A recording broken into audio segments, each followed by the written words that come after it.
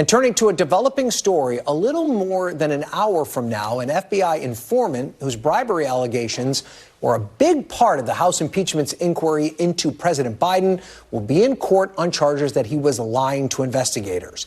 The special counsel investigating Hunter Biden has charged the informant, Alexander Smirnov, with 2 counts of false testimony and falsification of records. According to the indictment, Smirnov had been an FBI source since 2010, but he began giving false derogatory information about the Bidens after Joe Biden ran for president in 2020. NBC News Justice reporter Ryan Riley joins me now. So what should we expect at today's hearing, Ryan?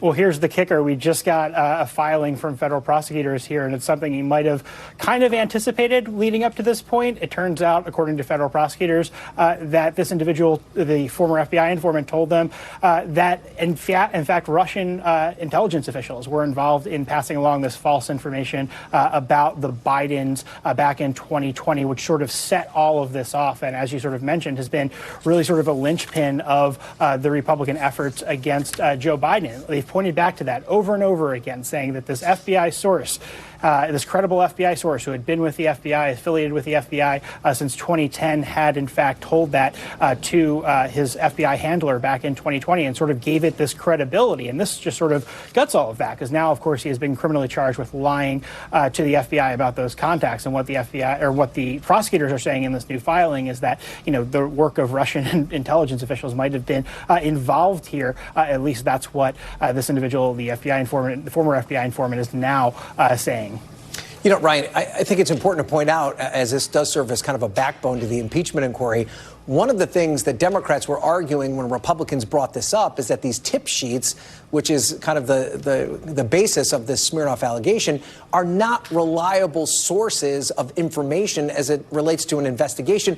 And wasn't it for this exact reason that there was the potential that the source wouldn't be telling the truth?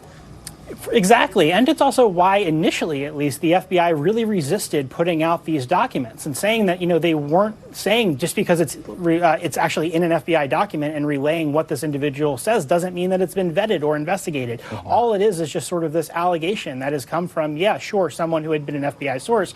But really, the Republicans really pushed for this during the summer. They threatened to hold the FBI director in contempt unless they got their hands on this document. They really put a lot of their effort into getting this document, and this was sort of the centerpiece of this investigation, and now it just all collapses and falls apart based on, you know, these charges against this guy who was lying, and apparently, according to federal officials now, involved with Russian intelligence. That was what was pushing those efforts against Biden back during the 2020 campaign, Ryan. Yeah, we'll have to see if it changes the course of the impeachment inquiry. There are no signs of that quite yet.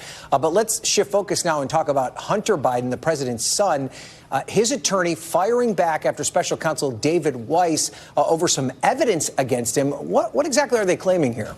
So actually, they're citing this case as well in their court filings, but they're also saying that, in fact, federal prosecutors or investigators mistook cocaine for basically some wood chips that was in a photo, right? So there was this exchange. It's a little bit hard to explain, but essentially there was this exchange which showed some lines on a counter, and what this exchange was about from Hunter Biden's old messages was saying that there was this carpenter who said that he had to make a choice between doing drugs and doing cocaine or continuing to be a carpenter, and he chose being a carpenter, and sort of as a joke had lined up these wood chips along the way. And that what the Hunter Biden's attorneys are saying is essentially the feds presented that as evidence in their charges against Hunter Biden here about his drug use, when in fact they were just mistaking wood chips or, you know, wood carvings for cocaine. And they're also citing these new charges against the FBI informant, saying that this case really should have never gone forward. And really the reason that they took this plea deal